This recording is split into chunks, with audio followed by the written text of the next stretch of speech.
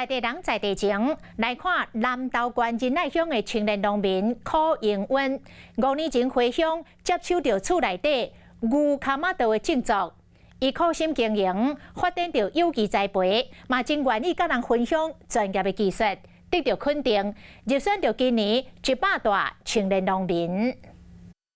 南投仁爱乡的青农柯永温竞选今年全国100大青农，台中区农改场、南投县政府甲仁爱乡农会拢来搭红饭祝贺。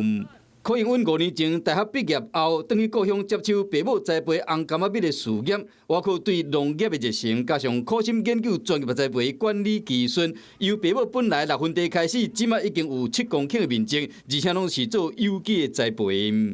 我有把就是我所学到的，就是学术类的，跟实际上妈妈的种植上有去做一个结合，